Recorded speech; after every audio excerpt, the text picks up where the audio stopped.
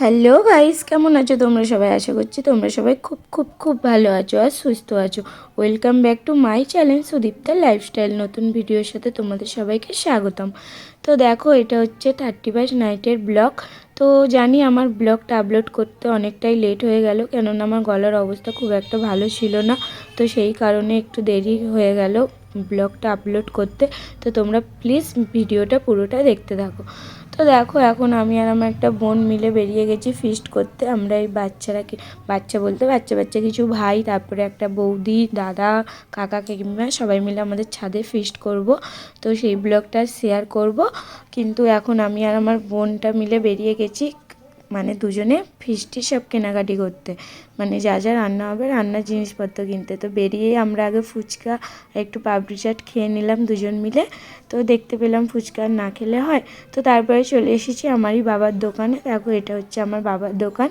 তো বাবার দোকান থেকেই মুদিখানা যা জিনিসপত্র লাগবে সেগুলো সব নিয়ে নেবো। আর আমাদের ফিস্টির আইটেম হলো আজকে বিরিয়ানি। তো সেই কারণে চলে গেছিলাম মাংসের দোকানে মাংস নিতে। কাকুটাকে বলে দিয়েছিলাম যে বিরিয়ানির পিস করে দেবে। তো তারপর আমরা এখানে চলে এসেছি, এসে আলুটা সিদ্ধ করতে বসিয়ে দিয়েছিলাম। আর এখানে দেখো ফুচকারা সব নাচছিল আর আমরা বক্স নিয়েছিলাম। তো ওদেরকে বললাম, আয় আমি একটু ভিডিও করছি, তোরা একটু নাচ। তো ওদের সাথে আমি একটু নেচে নিলাম। নেচে তারপরে চলে গেছিলাম মাংসটা ম্যারিনেট করতে। তো ওখানে সব মশলাপাতি দিয়ে দিয়েছিলাম, দিয়ে আদা রসুন বাটাটা দিচ্ছিলাম। দিয়ে এটাকে ভালো করে আমার ওই বোনটা মাখিয়ে নেবে। ওকে বললাম, তুই যেহেতু মাংসটা ধুয়েছিস, তো তোর যখন মাংস হাত আছে তুই তাহলে মাংসটা মাখিয়ে নেও। বললো ঠিক আছে, আমি তাহলে মাখিয়ে নিচ্ছি মাংসটা। তো তারপর মাখানো হয়ে যাওয়ার পর ও বলছিলো, দেখো গাইস, আমরা কি বড় বড় লেগ পিস নিয়ে এসেছি।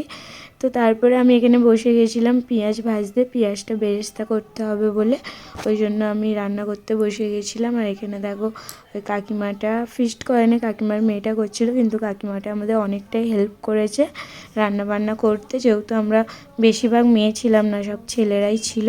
তো ছেলেরা তো আর কোনো কাজ করবে না, ওরা বক্স এনে দিয়ে খালাস। আর আমাকে আমার বোনটা বলেছিল একটু হাই করো, আমি ভিডিও করছি।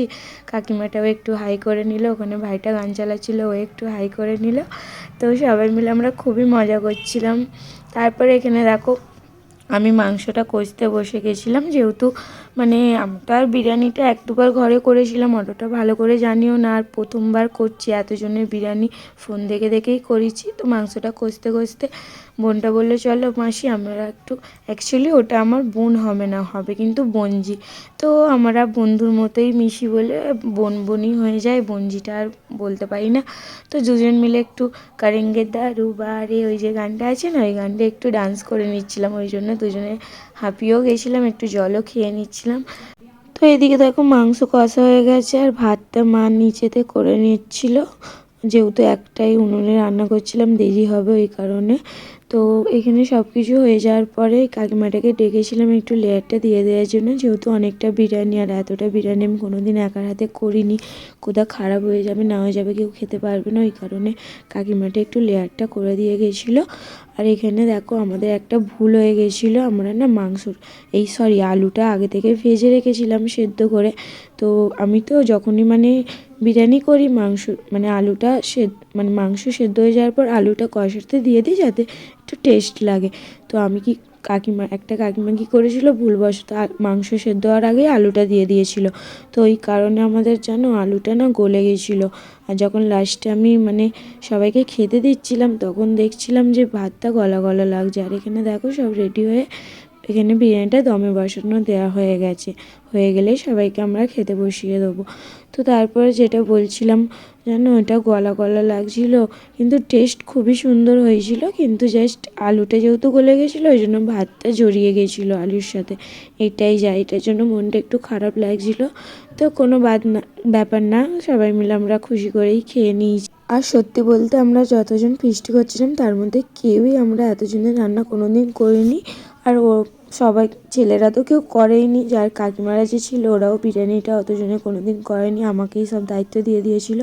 তো আমি যেইটা আমি পেরেছি করেছি। আর আমি দেখো বলছিলাম যে খুব সুন্দর টেস্ট হয়েছে কিন্তু বিরিয়ানিটা। আর যে ভিডিও করছিল সে হাঁড়িটা দেখাচ্ছিল যে দেখো এরা পুরো হাঁড়ি নিয়ে বসে গেছে, কিন্তু হাঁড়িতে তো রাইস ছিল না, জাস্ট কটা মাংস পড়েছিল। ওই ভাইগুলোকে বললাম তোরা খেয়ে নে, আমার আর ভালো লাগছে না, আমিও খাবো না। আমার বর বললো যে আমিও আর খাবো না। তো আমরা এখানে তাড়াতাড়ি করে খাওয়া দাওয়া করে নিচ্ছিলাম, কেননা আর কিছুক্ষণ পর 12টা বেজে যাবে। আমরা একটা কেকও এনে রেখেছিলাম আর কিছু বম এনে রেখেছিলাম, যে 12টা বাজলে সবাই মিলে কেক কাটবো আর বম ফাটাবো ওদেরকে। ওই জন্য আমি বলছিলাম যে তোরা তাড়াতাড়ি খা, মাংস পরে পাশাপাশি করবি, দরকার পড়লে পরে মাংস খাবি, আগে তাড়াতাড়ি খাবারটা খেয়ে ওঠ।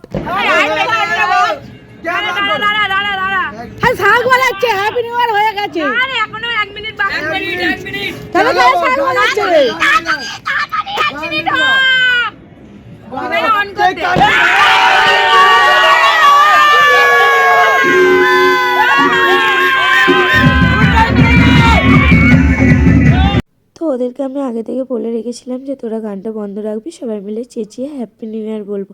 তো কেকটা কাটার পরেই ওরা গান চালিয়ে সবাই মিলে ডান্স করতে শুরু করছে, যে কেকটা কেটে আমি সবাইকে দেবো সেই সুযোগটাই দেয়নি।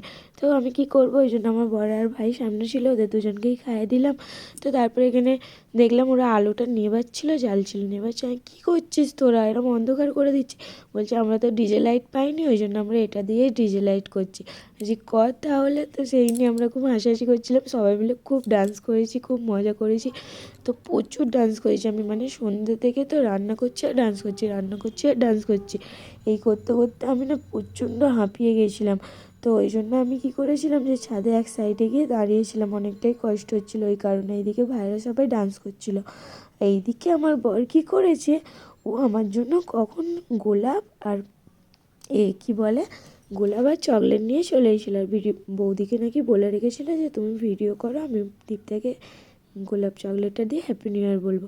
তো আমি তো অবাক, আমি তো জানতামই না। আর বছরের প্রথম দিন এত সুন্দর একটা সারপ্রাইজ পেলে কে না খুশি হয় বলো। তো আমি তো খুব খুশি হয়েছিলাম, খুশি হয়ে একটু ডান্সও করে নিচ্ছিলাম। তো আজ ভিডিওটা আমি এখানেই শেষ করলাম। ভিডিওটা কেমন লাগলো অবশ্যই কমেন্ট করে বলবে, লাইক কমেন্ট শেয়ার অবশ্যই করবে, অবশ্যই আমার চ্যানেলটা সাবস্ক্রাইব করবে। পরে ভিডিওর সাথে দেখা হচ্ছে, টাটা।